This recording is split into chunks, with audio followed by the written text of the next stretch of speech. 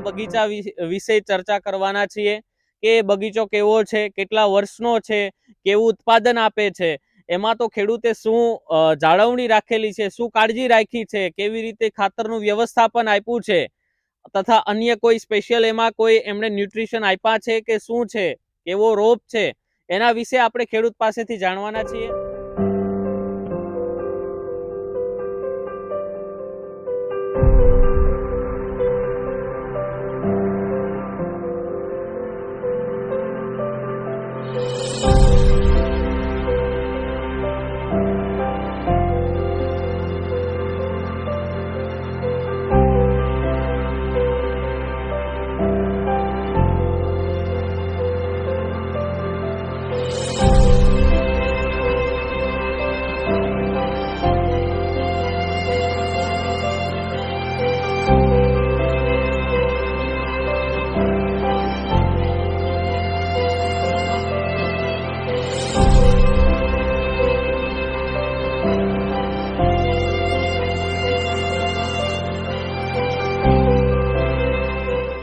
નમસ્કાર ખેડૂત મિત્રો, નાળિયેરીની ખેતી કરતા ખેડૂતોની પોતાની યુટ્યુબ ચેનલ એટલે કે મહાકાલી કોકોનટ નર્સરીમાં આપ સૌનું સ્વાગત કરું છું।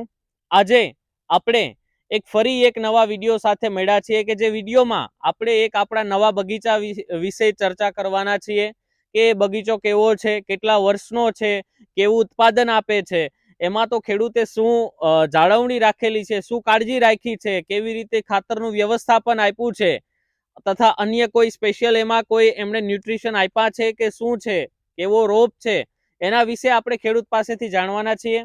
ત્યારે આજે આપણે એક જે ભાલપરા ગામ કરીને છે કે વેરાવળ તાલુકામાં ભાલપરા ગામ છે કે જ્યાંને વાડી વિસ્તારમાં એક આપણો રોપ છે કે જે બગીચો ચાલુ છે ત્યાં આપણે આવ્યા છીએ। ત્યારે આપણે જાણીશું, ખેડૂત પાસેથી જાણીશું કે આ બગીચો કેવો છે અને કેવું ઉત્પાદન આપે છે।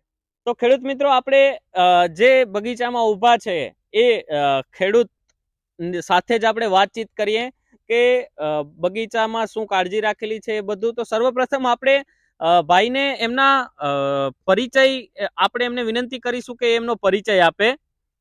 મારું નામ છે વિલાસભાઈ ગોવિંદભાઈ ઝાલા, ભાલપરાના રહેવાસી છે।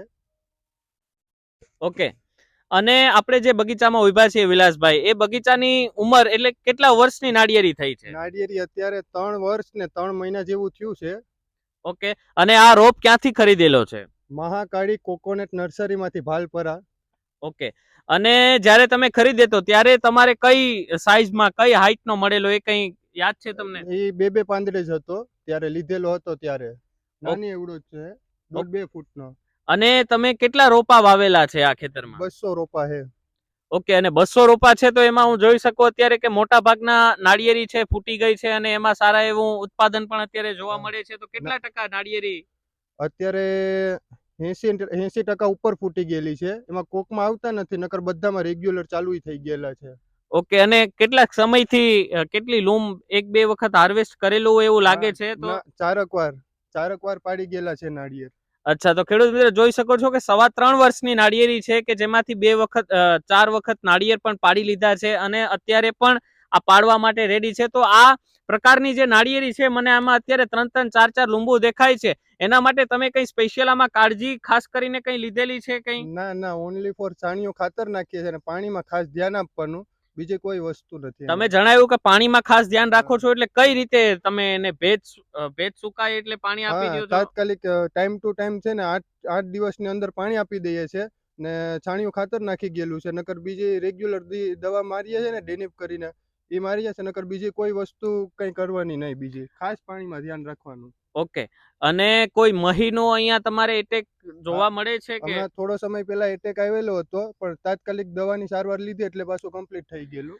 એટલે ખેડૂત મિત્રો તમે જોઈ શકો છો કે ખેડૂત નું સક્રિયપણું કે તાત્કાલિકમાં માની લ્યો કે મહી આવી છે તો મહીને દૂર કરવા માટેની દવા આપી દે છે, પાણીનો ભેજ સુકાય છે એટલે ભેજ સુકાણું એવું એને પાણી આપી દે છે તથા છાણિયું ખાતર આપે છે કે જેનાથી અત્યારે આપણે જોઈ શકીએ છીએ કે સારું એવું નાળિયેરીમાં રિઝલ્ટ છે। તો વિલાસભાઈ, આપણે જણાવ્યા મુજબ કે આપ છાણિયા ખાતરનો વધારે ઉપયોગ કરો છો, તો અમારા તરફથી તમને ઘણી વખત ન્યુટ્રિશન મેનેજમેન્ટ, હેલ્થ મેનેજમેન્ટની પણ માહિતી આપતા હોય કે જેમાં રાસાયણિક ખાતર અમે કહેતા હોઈએ નાખો, તો આપે એ વિશે શું કહેવા માંગશો?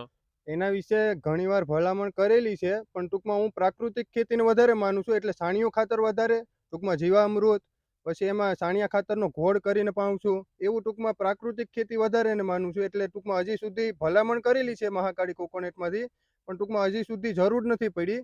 પણ તમારી સામે ફાલ છે એટલે આમાં જરૂર નથી પડી. જરૂર આગળ જતા જરૂર પડે તો કદાચ કરી શકાય. અત્યારે તો વાંધો નથી એમ બરાબર, ટૂંકમાં. અત્યારે જે મુજબનો ફાલ જોઈ શકીએ છીએ આપણે અહીંયા, જે પ્રકારની લૂમ જોઈ શકીએ છીએ એ મુજબ અત્યારે મને પણ નથી આમાં જણાતું કે આમાં કોઈ રાસાયણિક ખાતર આપણે નાખવા જોઈએ.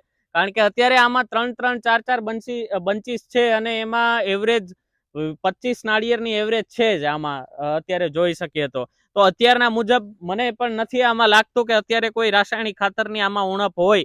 અને આ વિલાસભાઈ જે પ્રકારે ખેતી કરે છે એ પ્રકારે એક ઓર્ગેનિક તરફનું એક ઉદાહરણ પણ એ પૂરું પાડે છે કે પ્રાકૃતિક ખેતી માંથી પણ આપણને સારું એવું રિઝલ્ટ મળી શકે છે. બરાબર. તો જો કોઈ ખેડૂત મિત્રો પ્રાકૃતિક ખેતી તરફ પણ ખેતી કરવા માંગતો હોય તો એમાં પણ આપણને રિઝલ્ટ મળી શકે છે. એમાં પણ આપણને કોઈ ઉણપ દેખાતી નથી. પણ ઘણી વખત આપણી જમીનમાં જ ન્યુટ્રિશન ઓછા હોય તો પછી આપણે રાસાયણિક તરફ જઈને પણ નાળિયેરીમાંથી સારું એવું ઉત્પાદન મેળવી શકીએ છીએ.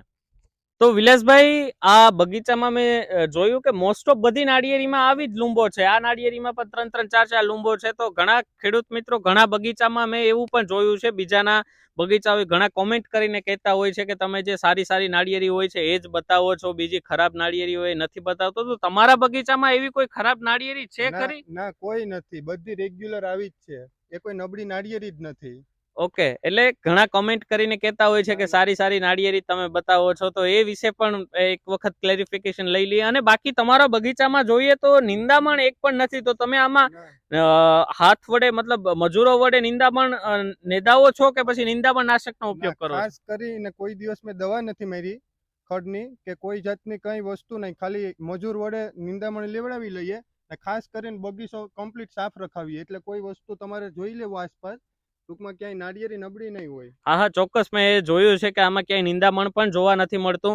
એ એક સારી બાબત છે કે તમે નિંદામણ નાશકનો ઉપયોગ ના કરો તો એ વધારે સારું. કારણ કે નિંદામણ નાશકથી ઘણી વખત રૂટ ટોક્સિસિટી આવી અને નાળિયેરીના ફાલના ઉત્પાદન પર પણ ફરક પડતો હોય છે. એટલે અહીંયા એ પણ સારી વાત છે કે અહીંયા ક્યાંય નિંદામણ નાશક નથી, નિંદામણ નાશક દવાનો ઉપયોગ કરેલો નથી અને નિંદામણ પણ નથી, જેને કારણે પણ નાળિયેરીની એક અલગ જ ઓળખાણ, અલગ જ એક દેખાવ ઉભો થાય. તો ખેડૂત મિત્રો, હું અહીંયા વિલાસભાઈના નંબર પણ મેન્શન કરી દઈશ કે જેથી કરીને આ બગીચો જોવો હોય તો વિલાસભાઈનો કોન્ટેક્ટ કરી ને તમે અહીંયા પણ એમની મુલાકાત લઈ શકો છો. એમની પાસેથી પણ પ્રાકૃતિક નોલેજ, પ્રાકૃતિક ખેતી વિશેનું નોલેજ તમે લઈ શકો છો કે કઈ રીતે જીવામૃત બનાવવું, કઈ રીતે એનો છંટકાવ કરવો, કઈ રીતે એનો શું ઉપયોગમાં લેવો, એના વિશે પણ તમે વિલાસભાઈ પાસેથી માહિતી લઈ શકો છો. અને બાકી નાળિયેરી રિલેટેડ કોઈ પણ ખેતી રિલેટેડ તમને કોઈ પ્રશ્ન હોય, તમને કંઈ જાણકારી જોઈતી હોય તો તમે મહાકાલી કોકોનટ નર્સરીનો ગમે ત્યારે સંપર્ક કરી શકો છો. અમે આપની સેવામાં જ છીએ. અને બાકી કોઈ પણ નાળિયેરી રિલેટેડ પ્રશ્ન હોય તો અમારો સંપર્ક કરો. Thank you.